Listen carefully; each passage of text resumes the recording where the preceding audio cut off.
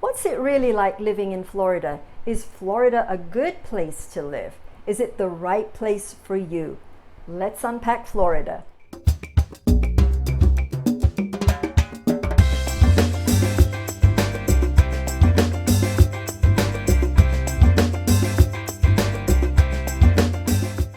Hello everyone, so happy to be here with you.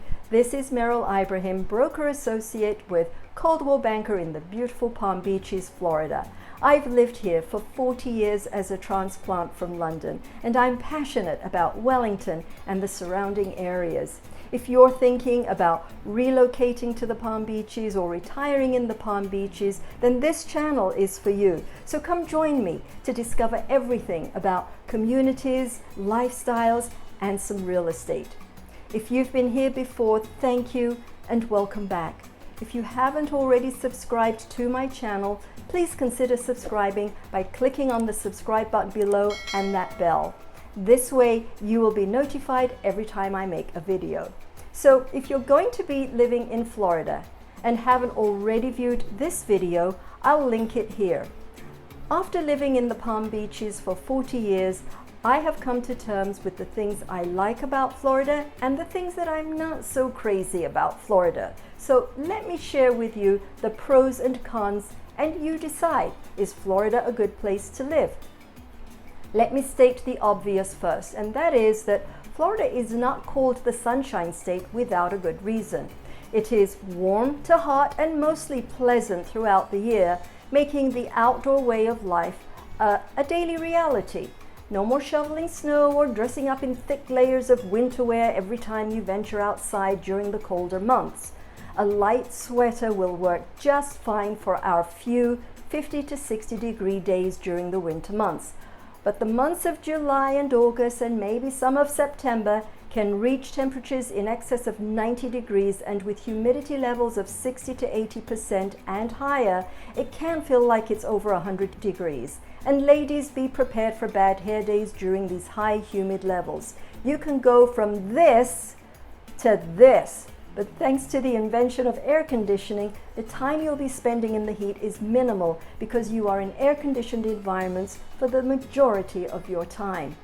We can't talk about the weather without mentioning that Florida is the lightning capital of the United States.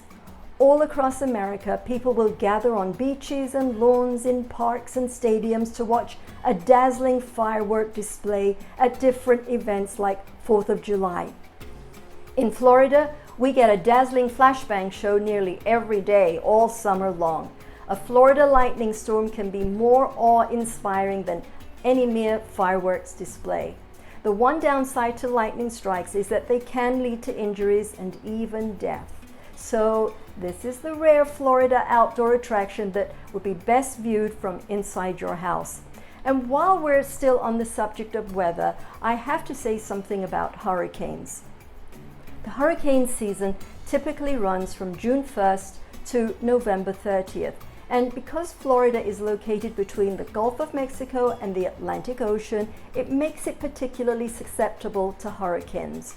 Now, while I wouldn't say this is a reason to avoid moving to Florida, it's certainly one of the least desirable qualities about Florida. Let's put this into some perspective though. Fortunately, when it comes to hurricanes, you have time to make a plan, whether it's to stay in your home and gather up all your emergency supplies and get your home ready, or prepare to evacuate with your family and pets. Unlike other parts of the country that are prone to, say, earthquakes and wildfires, where residents have no warnings, they just happen. So my feeling is that depending on where you live in Florida, be it the coastal areas or further inland, the impact will be different. And after you've been through a couple of drills, it gets easier to implement your plan in advance for minimal stress and disruption. What about traffic and roadways? Florida gets jammed in the winter. Why is this? The reason? Snowbirds migrate to Florida every year. You might be asking, what's a snowbird? Snowbirds are what Floridians call the people who come to Florida to live part of the year and then go back home.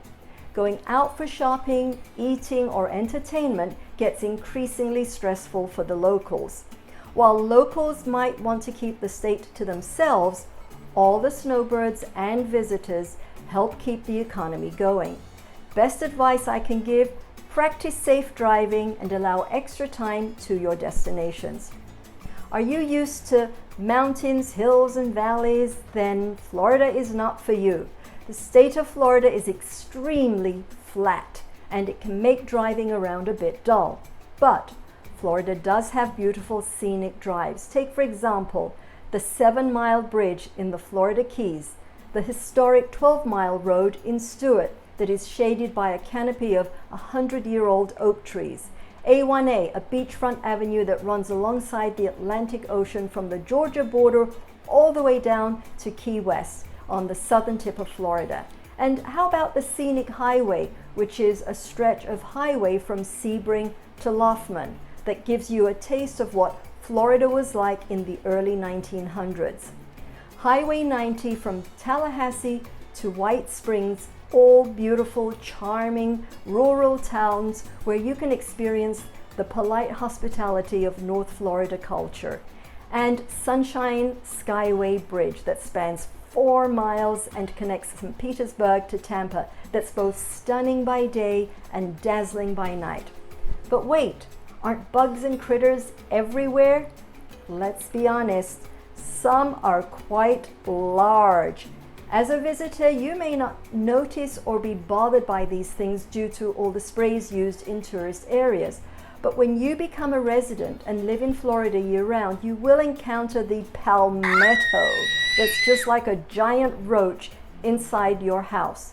Does that mean you have a dirty house? No, they just like to get inside homes. Another annoying insect is the No-See-Ums. They are so small that you can't see them. They will bite and cause itching for days, and typically they're found outside near water. The best way to keep your home bug free is to have a monthly or bi-monthly service where the perimeter of your home is treated to keep the bugs out of your home. And you can keep some natural-based products in your home to use on yourself, your kids, and your pets to deter the bugs. These bugs and critters are just part of living in Florida, and we have to deal with it. And what about those alligators? Yes, we do share the state with an alligator population. Here are just a few steps and recommendations to take when living in Florida. Don't swim outside of posted swimming areas or in waters that might be inhabited by large alligators. Don't allow pets to swim, exercise, or drink in or near waters that may contain alligators. Leave alligators alone, people, and never feed alligators. For more information about this, visit the Florida Fish and Wildlife Conservation Commission's website. I have a link for it below. How much does it cost to live in Florida? Well, Florida is not the cheapest state to live in, but it's not the most expensive either. The cost of living varies considerably depending on the part of Florida, from the super expensive to the very reasonable. Your experience will also be influenced by the place that you come from, because that's what you'll compare it to. Because Florida is a popular destination for families, retirees, business entrepreneurs, and a handful of celebrities chasing a warmth and sunshine, housing is in high demand. Though the price of groceries, utilities, and general expenses are comparable to the United States average, what makes Florida more expensive is the cost of housing. The median home price for a single-family home in Florida, according to the Realtors Association July 2020 report, is $295,000. Compare that to the California median home price for a single-family home of $626,000, or New York's median home price of $688,000. So it's not hard to do the math.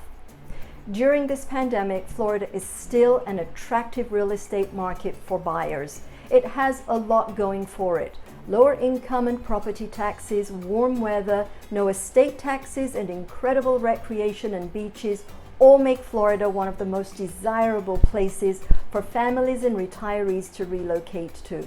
So now you know all the reasons that I love living in Florida and a few things that are not so perfect about living in Florida.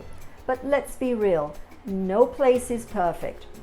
I hope you found these pros and cons of living in Florida helpful to decide, is Florida a good place to live? And if you've already decided to move to Florida and have questions about what it's like to live in this state, leave your question in the comments section below and I am happy to answer those questions. If you liked this video, check out this one and consider subscribing to this channel if you want to learn more about living in South Florida, communities, and real estate. Thank you for joining me and I'll see you next time. Bye bye.